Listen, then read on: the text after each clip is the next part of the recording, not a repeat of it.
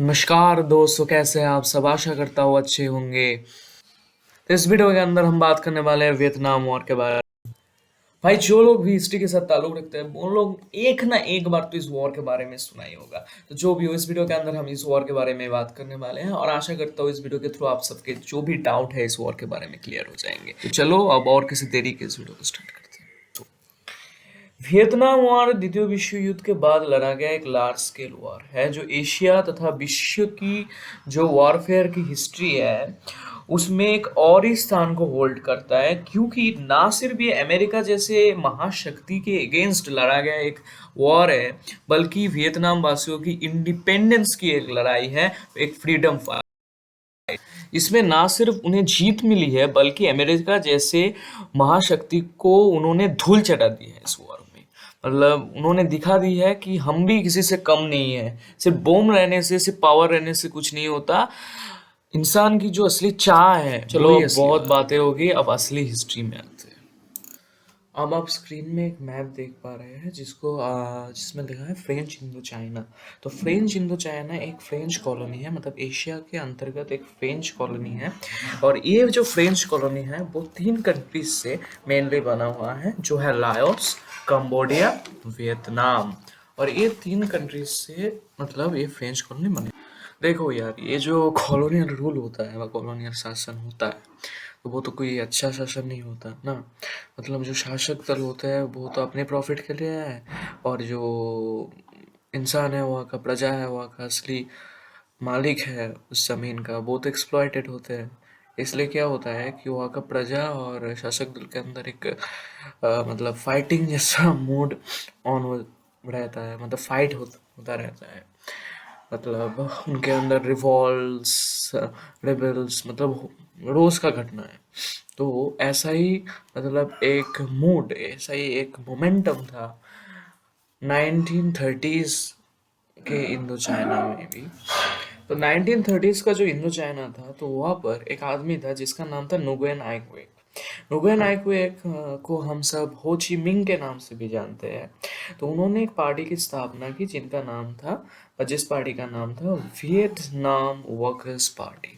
तो ये Vietnam workers party कृषक और श्रमिक, ये दोनों पक्षों के लोगों से मिलकर बना हुआ था, और बाद में इसका नाम रखा गया वियतनाम वर्कर्स पार्टी। तो ये वियतनाम कम्युनिस्ट पार्टी इसका नाम रखा गया बाद में। हिस्ट्री में मतलब ये जो पार्टी था, इसने कॉलोनियल रूल के अगेंस्ट खड़ा हुआ, प्रोटेस्ट करना शुरू किया। पहले फ्रेंच कॉलोनियल रूल के अगेंस्ट, उसके बाद जापान कॉलोनियल रूल के अगेंस्ट।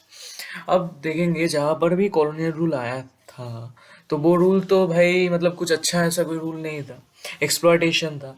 तो उसके अगेंस्ट जब इंसान जागने उठे, इंसान के अंदर हताशा आ गई, उनके अंदर गुस्सा पैदा होने लगा, उन्होंने प्रोटेस्ट किया। आप इंडिया में देख ले, अल्जीरिया में देख ले, इंडोनेशिया में देख ले, प्रोटेस्ट शुरू हो गया। पर यहाँ पर एक चीज़ हमें समझना ज़रूरी है कि अच्छा लीडरशिप जब तक नहीं आता, मतलब लीडरशिप जब तक अच्छी नहीं होगी, आप किसी भी प्रोटेस्ट में सक्सेस नहीं हो सकते। यहाँ पर ही आप देख ले कि सावताल ने एक विद्रोह किया था, मतलब सावताल लोगों ने एक रेबेल किया था, वो सक्सेस नहीं हो पाया। मतलब आपको जब भी कुछ करना, आप कार्बोनारी को ही देख ले, कार्बोनारी जो मूवमेंट हुआ था इटली में, तो वो सक्सेस नहीं हो पाया क्योंकि लीडरशिप कमज़ोर थी। लीडरशिप को अच्छा होना बहुत ज़रूरी है इस सब के लिए। अब सेकेंड वर्ल्ड वॉर शुरू हुआ 1941 में। फ्रेंच कॉलोनियल शासन तो उठ गया और उसकी जगह पाने आ गए जापान वाले। और ये जापान वाले क्या थे, मतलब फ्रेंच को तो इन्होंने भगा दिया, पर ये जापान वाले तो कोई इनके चचेरे भाई नहीं थे। इन्हें इंडिपेंडेंस दे देंगे, इनके ऊपर थोड़ा अच्छा शासन लाएंगे, इनके डेवलपमेंट करेंगे, ऐसा तो कोई इनका माइंडसेट नहीं था। तो इन्होंने किया कि इन्होंने भी कॉलोनियल शासन बना दिया। मतलब बात ऐसे हो गई कि एक गया, एक नमूना गया और एक नमूना गया, ऐसे हो गया। तो जो भी हो, कि ये फ्रेंच लोग तो चले गए, तो उसकी जगह जापान वाले आ गए, और जापान वाले भी कॉलोनियल रूल करने लगे, उन्हें एक्सप्लॉइट करने लगे। तो अब ये लोग जापान के अगेंस्ट हो गए। अब देखो 1940s आते आते जापान ने तो सरेंडर कर दिया। तो जापान के वियतनाम में जितने भी सेना थे, मतलब नॉर्दर्न पार्ट के जितने भी सेना थे, उन्होंने सरेंडर किया कोमिंतांग चीन के पास, मतलब चीन, आज का जो चीन है उसके पास जाके सरेंडर कर दिया, भाई हमें तो और वॉर नहीं करना है। थे साउथ वाले, उन्होंने सरेंडर किया यूके के पास, मतलब यूनाइटेड किंगडम, और आप कह सकते ब्रिटेन। तो अब जो हुआ कि जो नॉर्दर्न पार्ट था वो डिसाइड किया गया कि चाइना के अंडर कंट्रोल रहेगा, मतलब China northern part of Vietnam और नॉर्दर्न पार्ट ऑफ इंडो चीन का सत्ता संभालेगी, और जो साउदर्न पार्ट होगा वो उसके सत्ता संभालेगी यूनाइटेड किंगडम। पर क्या हुआ कि जो चाइना है, चाइना ने डिसाइड किया नहीं, हमें कोई ऑक्युपाई वॉक्युपाई करना नहीं है किसी भी एरिया को, हम इस एरिया को हो ची मिंग के कम्युनिस्ट सरकार के अंडर छोड़ के जा रहे हैं। मतलब उन्होंने हो ची मिंग को और northern part of Vietnam Indo चीन को इंडिपेंडेंस दे दिया। अब क्या हुआ, साउदर्न पार्ट जो था वहां पर ब्रिटिशों ने खेल खेल दिया। मतलब क्या हुआ कि ब्रिटिशों के पास फ्रेंच वाले गए, कहा यार ये तो हमारा कॉलोनी था, या हमें रिटर्न बैक करो। तो ब्रिटिशों ने कहा हाँ आपका लगा था आप लीजिए, हमारा क्या जाता है। तो उन्होंने तो दे दिया। तो वहां पर फ्रेंच सेना वापस से आ गई। तो अब फ्रेंच सरकार, फ्रेंच कॉलोनियल सेना के अगेंस्ट वहां के जो होचीमिंग थे, होचीमिंग ने फिर से गेरिला वॉरफेयर घोषणा कर दिया। भाई मतलब होचीमिंग ने फ्रेंच जो कॉलोनियल शासन है, फ्रेंच के जितने भी सेना है उनको मारना शुरू कर दिया। मतलब एक जंग छिड़ गई वहां पर। अब उन्होंने जो जंग छेड़ा वो स्टार्ट हुआ 1946 से, मतलब 1946 में फ्रेंच वाले वापस आए और उनके अगेंस्ट जो वियतनामी थे उन्होंने जंग छेड़ दी। अब देखो वियतनाम के आप यदि जियोग्राफिकल मैप देखे तो आप देख सकते हो वहां पर बहुत पहाड़ है, जंगल है। तो वहां पर गेरिला वॉरफेयर का मतलब बहुत बेहतरीन अपॉर्चुनिटीज है। तो गेरिला वॉरफेयर का उन्होंने मतलब बेहतरीन तरीके से यूज किया। और वैसे भी देख सकते हो तो मतलब गेरिला वॉरफेयर में वियतनाम वाले, मतलब वियतनाम के जितने भी सैनिक थे वो तो मतलब महारथी थे, मतलब उनसे बेहतर वहां पर कोई नहीं। और वो सब जो जंगल है पूरी अच्छी से जानते थे, क्लाइमेटिक कंडीशन को जानते थे, और उन्होंने उसका भरपूर फायदा उठाते हुए फ्रेंच वालों को पूरी धूल चटा दी। मतलब फ्रेंच वाले तो मतलब नाश्ता नाबूद हो गए, मतलब कुछ भी नहीं कर पाए वो लोग। क्योंकि देखो कि वहां पर क्लाइमेटिक कंडीशन तो नया था ही, जंगल था, गेरिला वॉरफेयर के बारे में उन्हें ज्यादातर कुछ पता नहीं था, तो वो तो हारने वाले ही थे। मतलब इजी बात है ना, मतलब वो जानते ही नहीं है यहाँ पर हमें मतलब कैसे युद्ध करना है, कहाँ से हमारे एनिमी लोग आएंगे, कहाँ से हम युद्ध करेंगे, वो ऐसा मतलब कोई नॉलेज नहीं था उनका। तो वो लोग तो पूरी तरह से एकदम मतलब क्या नास्ता नाबूद हो गए। और कमाल ही हो गया यार, 1954 आते आते तो मतलब जितने भी फ्रेंच जो ट्रूप्स थे वो तो पूरी नास्ता नाबूद हो गए। 15,000 आर्मी, फ्रेंच आर्मी डिटेन्ड हो गए। मतलब ऐसा फ्रेंच का हाल होगा भाई, सामने बाहर पीछे खाई। तो उन्होंने कहा नहीं यार और कोई जंग बंग हमें नहीं करना है, तुम लोग तो भाई तुम्हारा इंडिपेंडेंस लो। तो क्या हुआ, मतलब उनके सैनिकों के जान बचाने के लिए उन्हें बातचीत की टेबल पर आना पड़ा। अब बातचीत कहाँ होगी, जेनीवा में होगी। अब जेनीवा में जेनीवा एकॉर्ड्स नाम का एक बिल पास किया, मतलब जेनीवा एकॉर्ड्स हुआ। जेनीवा एकॉर्ड्स मतलब एक संधि हुआ जिसका नाम था जेनीवा एकॉर्ड्स। तो भाई 1954 आते आते फ्रेंच और इंडोचीन वालों ने बातचीत की टेबल में आने का फैसला किया, क्योंकि फ्रांस वालों से तो अपना कॉलोनी अब संभलाया नहीं जा रहा है, क्योंकि एक तो वॉर खत्म हुआ है, सेकेंड वर्ल्ड वॉर, उसके बाद इकोनॉमिकल क्रैश, और यहाँ पर भी वॉर चल रहा है। इसलिए मतलब एक वॉर का बहुत खर्चा होता है, और फ्रांस बोला नहीं भाई हमें और एक कोई खचरा खचरा वचरा नहीं करना है, हमें और कोई सेना को मरवाना नहीं है यार, इनको इंडिपेंडेंस लेने। तो जो भी हो, उन्होंने बातचीत के टेबल में आने का फैसला किया और जेनीवा एकॉर्ड्स को साइन किया गया। तो जेनीवा एकॉर्ड्स को जब साइन किया गया तब जो डिसीशंस लिए गए वो ऐसे थे कि इंडोचीन जो है उसको 3 पार्ट्स में डिवाइड किया गया, लाओस, कंबोडिया एंड वियतनाम। तो अब वियतनाम के लिए क्या किया गया कि देखो एक तो जो लड़ाई, जो असली लड़ाई थी, वियतमीन का जो सेंटर था आप कह सकते हो वो वियतनाम था। तो वियतनाम को टेम्पररी डिवीजन में रखा गया। उन्होंने कहा देखो साउथ पार्ट में जो था वहां पर फ्रांस वालों का थोड़ा ज्यादा इन्फ्लुएंस था, और नॉर्थ में कम्युनिज्म का इन्फ्लुएंस था वियत मिन के अंडर में। तो जो भी हो, मतलब उन्होंने कहा तो वहां पर एक थोड़ा शांति रहने की जरूरत है, मतलब वो थोड़ी वहां पर शांति चाहिए। और इस शांति को रिमेन करने के लिए उन्होंने कहा तो ठीक है, थोड़ा टेम्परेरी डिवीजन करो वहां पर। और ये जो डिवीजन, टेम्परेरी डिवीजन है, वो कुछ दिन के लिए है। थोड़ा वो जो हमारा जो वहां पर जो विशृंखला है, जो डिसऑर्डर्ड जो सिचुएशन है, उसको थोड़ा नॉर्मल होने दो, और उसके बाद हम वोट कराएंगे। और उसके बाद जो भी सरकार आएगा उसके नेतृत्व में वियतनाम को हम यूनाइटेड कर देंगे 19। और ये जो चुनाव होगा वो 1956 के जुलाई में होगा, ये डिसाइड किया गया। तो उन्होंने तो साइन वाइन कर दिया, तो ठीक है। तो जो भी हो, वियतनाम का जो नॉर्थ वियतनाम पार्ट और साउथ वियतनाम पार्ट को 17 पैरेलल से डिवाइड कर दिया गया। और 17 पैरेलल के जो ऊपर वाला पार्ट था वो था नॉर्थ वियतनाम, और नीचे वाला वो है साउथ वियतनाम। अब नॉर्थ वियतनाम में वियत मिन पार्टी के नेतृत्व में, मतलब हो ची मिन के नेतृत्व में भी एक ही बात है। तो जो भी उनके नेतृत्व में सरकार आई, और कम्युनिस्ट सरकार थी वो। और इनको तब सपोर्ट कर रहे थे USSR and people Republic of China, not USA. ठीक है, मैं गलती से बोल दिया, यूएसए नहीं, यूएसएसआर, मतलब रशिया जो था और जो पीपल रिपब्लिक ऑफ चाइना था वो सपोर्ट कर रहे थे। मतलब कम्युनिस्ट देश है तो कम्युनिज्म को तो सपोर्ट करेंगे ही ना। भाई ये जो फ्रांस वाले हैं, मतलब यूके फ्रांस हो गए, यूएसए वाले हैं, उन्होंने अब उन्हें सपोर्ट कर रहा था यूएसए, मतलब यूनाइटेड स्टेट्स ऑफ अमेरिका कहे, ब्रिटेन गए, उन्हें सपोर्ट कर रहा था। क्योंकि वैसे तो कोल्ड वॉर चल रहा था, और सपोर्ट करने के और भी बहुत सारे कारण हैं। तो जो भी हो, वो प्रोवेस्ट थे। प्रोवेस्ट मतलब क्या?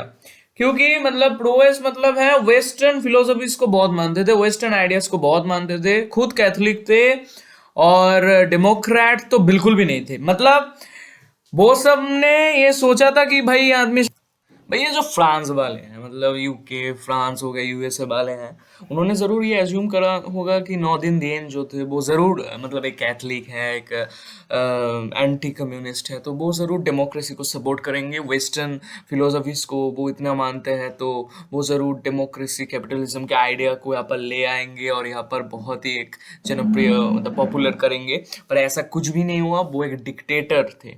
मतलब वेस्टर्न में सिर्फ डेमोक्रेसी भी नहीं चल रहा है, हिटलर की तरह मतलब डिक्टेटरशिप भी वेस्टर्न की एक फिलोसफी है, जो भी हो। तो उन्होंने वहाँ पर डिक्टेटरशिप लेके आया, और वो एंटी कम्युनिस्ट थे। इसलिए अमेरिका और उनका इतना भाईचारा था। मतलब नॉर्थ इंडियन अमेरिका का कोई चचेरा भाई नहीं था। अमेरिका के साथ उनका कोई कनेक्शन नहीं था, इसलिए अमेरिका के साथ उनका बनता था, क्योंकि वो एंटी कम्युनिस्ट थे। ये हम क्यूबा में भी देख चुके हैं। ठीक है, एंटी कम्युनिस्ट जो होगा, अमेरिका उसके पास आगे खड़ा हो जाएगा, मतलब उनके आपस में वो उन्हें सपोर्ट करेगा, जो भी हो। अमेरिका का जो इन सब युद्ध में जो इंटरेस्ट है, या आप कह सकते हैं कोल्ड वॉर में अमेरिका का जितना भी इंटरेस्ट था, वो इंटरेस्ट एक थ्योरी के ऊपर डिपेंड था, अर्थात I mean the domino theory. Domino theory ये कहता है कि अगर कोई भी देश कम्युनिस्ट बनता है, तो उनके जितने भी पड़ोसी देश होंगे वो भी कम्युनिस्ट बन जाएंगे। अब यार देखो, अमेरिका खुद तो कैपिटलिस्ट कंट्री है, और कम्युनिस्ट और कैपिटलिस्ट के अंदर तो भाई इंडिया पाकिस्तान जैसा हाल है। इसलिए कम्युनिज्म की जो स्प्रेड है, ये अमेरिका से संभला नहीं जाता। ठीक है, और इसलिए ही वो लोग इस सब चीज़ों में इंटरफेयर करते थे। मतलब वियतनाम वॉर में भी वो लोग इसलिए इंटरफेयर किया था कि वियत मिन जो पार्टी है वो कम्युनिस्ट पार्टी है, और कम्युनिस्ट शासन के अमेरिका अगेंस्ट है। और अमेरिका मतलब इतना ही अगेंस्ट है कि वो लोग चाहते थे कि पूरी वर्ल्ड को कम्युनिज्म फ्री कर दे, और इसलिए वो लोग इस वॉर में इंटरफेयर कर रहे थे। अब ये जो डोमिनो थ्योरी है, इसके लिए ही वो ये सोच रहे थे कि भाई एक बार अगर वियतनाम कम्युनिस्ट बन गया तो पूरी साउथ एशिया कम्युनिस्ट बन जाएगी। और इसी डर से मतलब हैरी ट्रूमैन, उसके बाद आए केनेडी, उसके बाद है लिंडन जॉनसन, सब लोग ये वियतनाम के ऊपर मतलब आगे फोर फोर के देख रहे थे क्या हो रहा है, कम्युनिस्ट तो नहीं बनना है ये देश।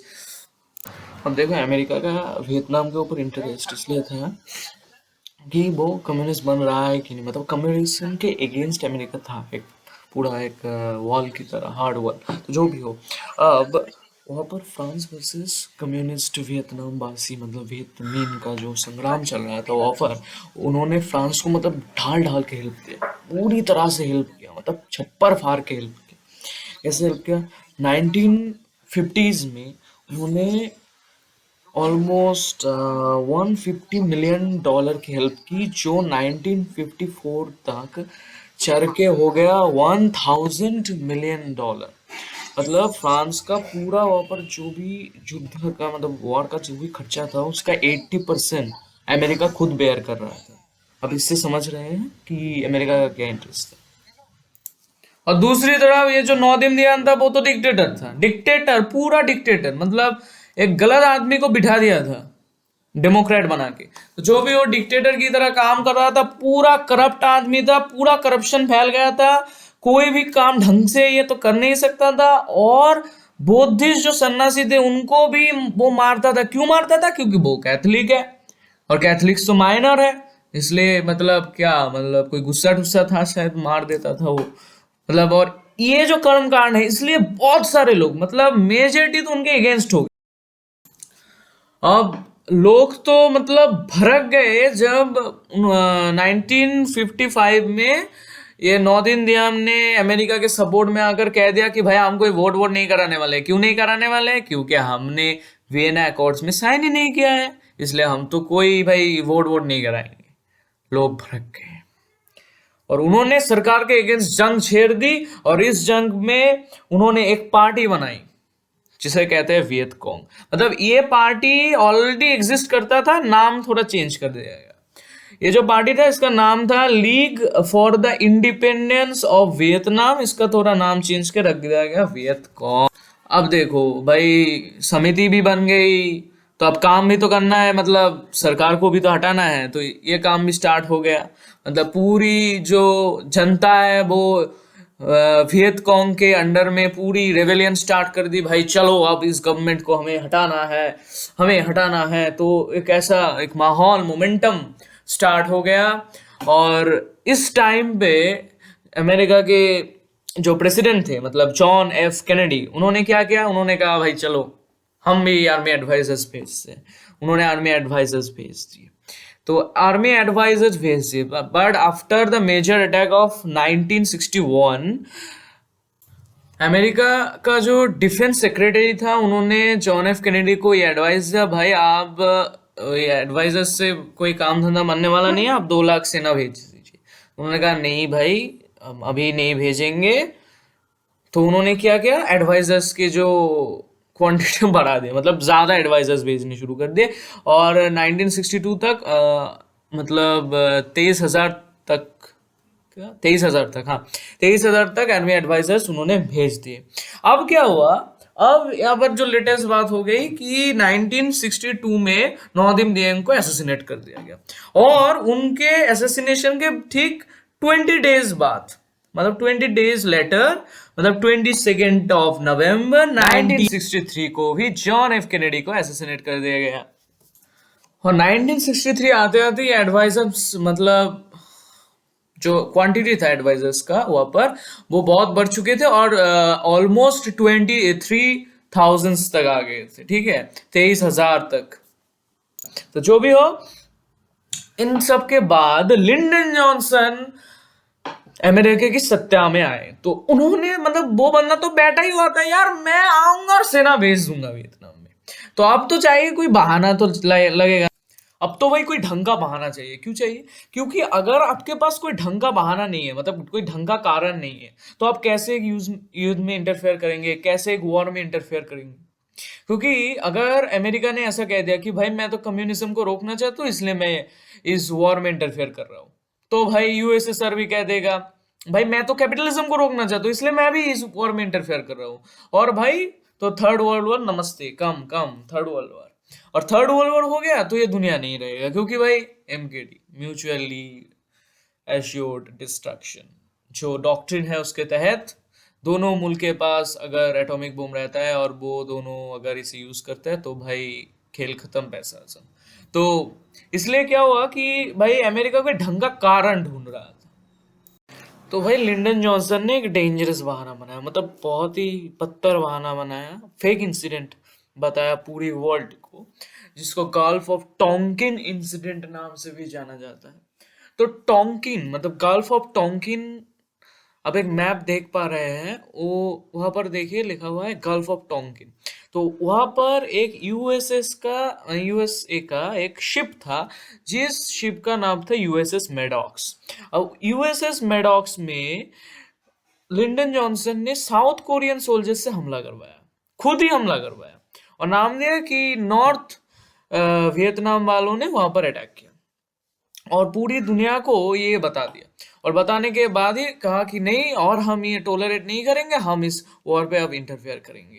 मतलब आप सोचिए, मतलब बदतमीज के हद की हद देखिए कि 4 अगस्त 1964 को इन्होंने कांग्रेस में भी यही बताया, और gulf of Tonkin resolution pass कर लिया, और 8 मार्च 1965 को अमेरिका युद्ध में पूरी तरह से इंटर कर गया।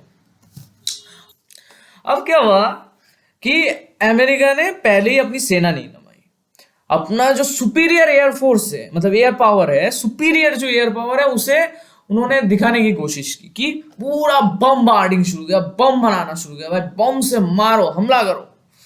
और जो नॉर्थ वियतनामी जितने भी सेना के जो अड्डे हैं, चला डालो। और यहाँ पर आप लोगों को बताना जरूरी है कि उन्होंने सिर्फ बमबार्डिंग नहीं की, उसके साथ क्या किया, दोनों केमिकल एजेंट्स, मतलब केमिकल्स की उन्होंने यूज की। एक का नाम है नेपाम और दूसरे का नाम है एजेंट ऑरेंज। अब जो नेपाम है, नेपाम एक ऐसी तरह का केमिकल है जिसको मतलब छिड़कने से बहुत बड़ा एक अंग, मतलब फॉरेस्ट का बहुत बड़ा एक पार्ट जल जाता है। और एजेंट ऑरेंज एक ऐसा केमिकल है जिसको यूज करने से गाछ की पत्तियां गिर जाती है। मतलब ये यूज करके आप क्या गाछ की पत्तियां गिराते हैं, और इससे क्या होता है कि ऊपर से कहा दुश्मन जंगल में छुपा हुआ है वो आप देख सकते हैं, क्योंकि पत्तियां नहीं होती ना, इसलिए आप देख सकते हैं और उसे मार सकते हैं।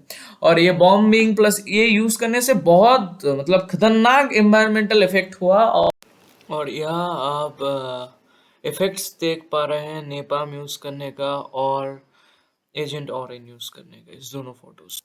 तो ये सब बॉम्बिंग, ये सब केमिकल अटैक्स देख के नॉर्थ वियतनाम के सैनिकों के दिमाग में एक बहुत बेहतरीन आइडिया है। उन्होंने सोचा कि चलो आज से सब कंस्ट्रक्शन लकड़ियों के बनेंगे, क्योंकि लकड़ियों के बनेंगे मतलब एक बार तोड़ दिया तो बहुत जल्दी उसे फिर से खड़ा करना संभव हो पाएगा।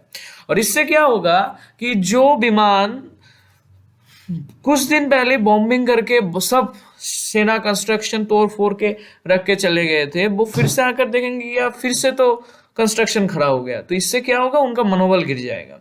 और दूसरी तरफ उन्होंने क्या किया कि उन्होंने एक सुरंग का नेटवर्क बना लिया, मतलब सुरंग खोदा और उसका एक नेटवर्क बना दिया पूरा नॉर्थ वियतनाम जुड़ के, जहां पर नॉर्थ वियतनाम के सेना लोग थकना रहना शुरू कर दिया। क्योंकि जब बॉम्बिंग होती थी तो उनके पास ना था एयरक्राफ्ट ना था मिसाइल, तो वो तो बॉम्बिंग रुकवा नहीं सकते, पर उनके पास मतलब उनसे जो बॉम्बिंग था उससे बचने के लिए उन्होंने ये नेटवर्क बना दिया, टनल नेटवर्क, और इससे वो बॉम्बिंग से बच जाते थे और उनका कोई मतलब किसी भी तरह का उनके ऊपर इफेक्ट नहीं आता था बॉम्बिंग का। इससे क्या हुआ कि एक तरफ जैसे उनके थोड़ा थोड़ा करके मोरल बूस्ट होने लगा, नहीं अभी भी चांस है, हम ऐसे इनोवेशन लाते रहेंगे तो हम जीतते रहेंगे। और दूसरी तरफ अमेरिका के जो वायुसेना है उनका तो मोरल पूरा डाउन, डिमोरलाइज्ड होते हैं कि भाई हम तो बॉम्ब गिरा रहे हैं तो भी कोई फर्क नहीं पड़ रहा है, जो कंस्ट्रक्शन हमने तोड़ फोड़ दिया है वो फिर से खड़े हो रहे हैं। तो इससे क्या हुआ, डिमोरलाइज्ड हो गया, मतलब आसान सी बात है। और रिचर्ड निक्सन भी, सॉरी नॉट रिचर्ड निक्सन, मतलब जो लिंडन जॉनसन थे वो भी डिमोरलाइज्ड हो गए। भाई ये मतलब डिमोरलाइज तो नहीं हो गए, मतलब वो थोड़ा मतलब घबरा गए, यार इससे काम नहीं चलेगा, भाई बॉम्बिंग का तो फायदा नहीं हो रहा, तो चलो यार इस बार और बॉम्बिंग नहीं होगा, मतलब डायरेक्ट अटैक होगा। थल सेना को अपॉइंट कर दिया, ऑलमोस्ट 1.5 लाख थल सेना उन्होंने भेज दिया उस जंग में। और क्या हुआ, फर्स्ट ऑफ ऑल तो ये अमेरिकन सोल्जर्स के लिए फर्स्ट ऐसी जगह थी कि मतलब पूरा न्यू क्लाइमेटिक कंडीशन था, और ऐसा एक जगह था मतलब जंगल है, पहाड़ है, मतलब कि ऐसा जगह है जो पूरी नई है, मतलब पूरी अजब गजब दुनिया हो गया, मतलब वंडरलैंड। वंडरलैंड नहीं था उनके लिए, वोंडेड लैंड था, मतलब पूरा खात्मा था उनके लिए। तो जो भी हो, उतरे और देखे यार हम यहाँ पर जंग कैसे लड़ेंगे, हम तो पता ही नहीं। और यहाँ पर गेरिला टेक्निक्स में तो माहिर जो वियतनाम वाले जो सैनिक थे, नॉर्थ वियतनाम वाले, वो तो पूरी तरह से अटैक करना शुरू कर दिया इनके ऊपर। मतलब ये जो सुरंग का नेटवर्क था वो उन्होंने कैसे तरक्की से अपने यूज किया, आप देखिए। जब भी वो अमेरिका वाले सोल्जर्स रास्ते से जाते थे या झाड़ियों से जाते थे, तो वो सुरंग से मतलब फटाक से निकलते थे, फटाक से अटैक करते थे, फटाक से छूमंतर हो जाते थे उन सुरंग में। और मतलब अमेरिकन सोल्जर्स तो मतलब समझ ही नहीं पाते यार ये हो क्या रहा है, मतलब फटक से आए, फटक से मारे, फटक से चले गए, मतलब एक तूफान जैसा हो जाता था। और वो परप्लेक्स्ड हो जाते यार क्या हो रहा है यहाँ पर। तो ऐसे क्या हुआ, सोल्जर्स मरते रहे अमेरिका के, और जंग जीतने तो दूर की बात, मतलब बहुत और रफ होना शुरू हो गया। तो लिंडन जॉनसन भी समझ गए भाई नहीं, इतने छोटे अमाउंट ऑफ सोल्जर से काम नहीं चलेगा, अमाउंट थोड़ा बढ़ाना होगा। तो 1966 के जनवरी आते आते वो सोल्जर्स की संख्या जो थी 1,80,000 कर दिया गया। 1966 के जुलाई आते आते सोल्जर्स की संख्या 3 लाख तक कर दी गई। 1968 आते आते वो संख्या 5,25,000 तक जाके पहुंची। मतलब सोचिए सोल्जर्स की संख्या कितनी बढ़ती गई। पर इतने सोल्जर्स रहने के बावजूद भी जीत तो दूर की बात, हार के हार, हार के हार, हार के बड़े हार, मतलब सारी जगह पर जंग हारते गए वो। मतलब और यहाँ पर क्या हुआ कि, और दूसरी जो यहाँ पर बात थी, जो वियत कॉन्ग के जो जितने भी सोल्जर्स थे वो मतलब सिविलियंस में थे, उनका कोई नीची ड्रेस व्रेस नहीं था। इसलिए जो हुआ कि ये जो अमेरिकन के जो सेना है वो समझ ही नहीं पाते यार ये सिविलियन है या वियत कॉन्ग के आदमी है। इसलिए बहुत सारे वियतनामी सिविलियंस मारे गए थे, क्योंकि उन्हें मतलब सस्पेक्ट किया गया था कि ये वियत कॉन्ग के आदमी है, ये कॉम्बैट है, not the civilian, they are not the civilian, they are the combats, so मारो। ऐसा एक सोच था उनका।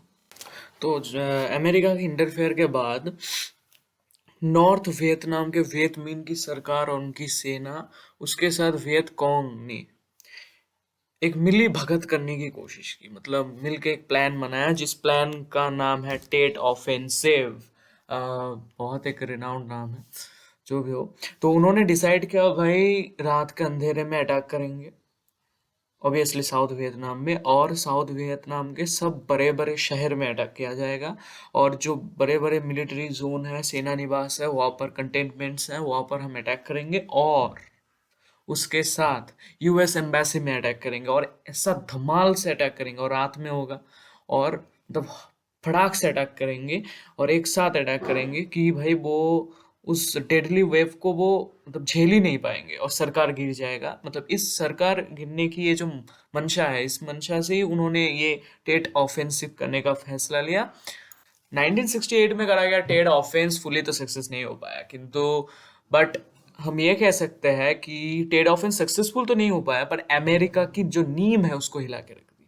मतलब एक ऐसा डेडली ब्लो था जो लिंडन जॉनसन के हार्ट अटैक की टाइम हुई। मतलब हार्ट अटैक हुआ नहीं, मतलब हो भी सकता था, जो भी हो, मतलब बहुत एक डेंजरस अटैक था। और ये वो टाइम है जब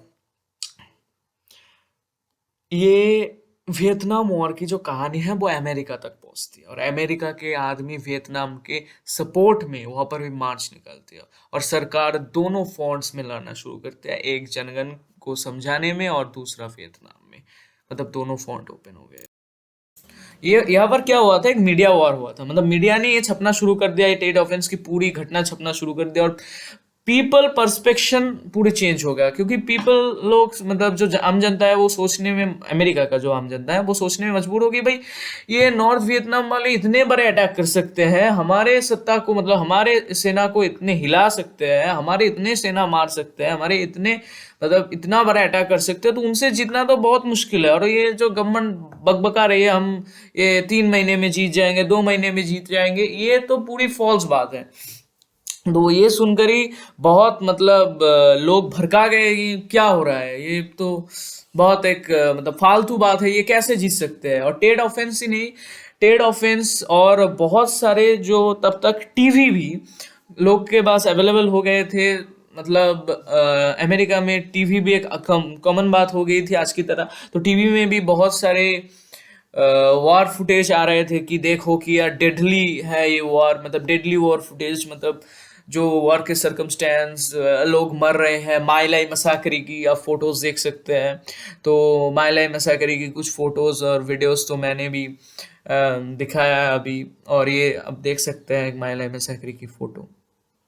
और ये प्रोटेस्ट इतना बड़ा हो चुका था कि बहुत सारे जो इंटेलेक्चुअल्स थे उनको ये लगने लगा कि भाई अमेरिका अब डिवाइड हो सकता है, अमेरिका के पॉलिटिक्स में दरार आ सकती है, मतलब अमेरिका टूट फूट जा सकता है। और इसलिए मतलब बहुत सारे लोगों के मतलब प्रेशर भी बढ़ गए थे, और गवर्नमेंट के अगेंस्ट इतना प्रेशर आने लगा पब्लिक से कि भाई हम ये क्यों वॉर कर रहे हैं। और इसके बाद परिस्थिति गंभीर होती चली गई और लिंडन जॉनसन को इस्तीफा देना पड़ा। मतलब इतना बड़ा मार्च निकला अमेरिका में, जनता इतनी वॉर के अगेंस्ट हो गई थी कि लिंडन जॉनसन को 1968 में रिजाइनेशन देना पड़ा। और 1968 के जो वोट हुए, इलेक्शंस हुए, उनमें रिचर्ड निक्सन ने जीत हासिल की। कि उनने कहा, मतलब वोट प्रचार में उनका ये मुद्दा था कि भाई हम अमेरिका को वियतनाम वॉर से बाहर निकाल देंगे। और अमेरिका को वियतनाम वॉर से बाहर निकालने के लिए उन्होंने एक नया फिलोसफी लेके आया जिसका नाम था वियतनामाइजेशन। वियतनामाइजेशन एक ऐसा फिलोसफी है जिसके तहत उन्होंने कहा कि हम अमेरिकन सोल्जर्स की संख्या कमाएंगे, उसके बदले हम दक्षिण वियतनाम के सोल्जर्स की जो संख्या है वो बढ़ा देंगे। मतलब एक तरफ से अमेरिकन सोल्जर्स कमती जाएंगे और दूसरी तरफ से वियतनाम के और दक्षिण वियतनाम के जितने भी सोल्जर्स होंगे उनकी परिमाण बढ़ती जाएगी, क्वांटिटी बढ़ती जाएगी। और रिचर्ड निक्सन ऐसे नहीं थे, मतलब रिचर्ड निक्सन आने के बाद अमेरिका वॉर से फुल्ली हट गया, ऐसा नहीं था। 1969 में उन्होंने क्रिसमस बॉम्बिंग किया, पर अमेरिका का जो इंटरफेरेंस था वो जरूर कम गया था, मतलब बहुत ही। 1973 में पेरिस पीस कॉन्फ्रेंस को आयोजित किया गया। इस कॉन्फ्रेंस में अमेरिका भी एक पार्टी था, और इस कॉन्फ्रेंस वॉर को एक एंड दिया, मतलब कुछ दिन के लिए वॉर समाप्त हो गया। यहाँ पर अमेरिका ने भी ये डिसाइड किया कि हम अब अपनी सेना नॉर्थ वियतनाम और साउथ वियतनाम से हटा लेंगे। और इस पेरिस पीस कॉन्फ्रेंस के through America fully Vietnam war से हट गया। और इसके बाद ये जो शांति है ज़्यादा मतलब देर तक टिकी नहीं, क्योंकि 1973 के बाद 1975 के अप्रैल महीने में नॉर्थ वियतनाम एक सरप्राइजिंग अटैक करता है साउथ वियतनाम के ऊपर, और साउथ वियतनाम को ऑक्युपाई कर लेता है। और यही वियतनाम। वीडियो अच्छा लगे, मतलब इन्फॉर्मेटिव लगे, तो ज़रूर ही एक थम्स अप दीजिएगा, और उसके साथ सब्सक्राइब करना मत भूल। आपको ये वीडियो कैसा लगा है ज़रूर हमें कमेंट करके बताइएगा।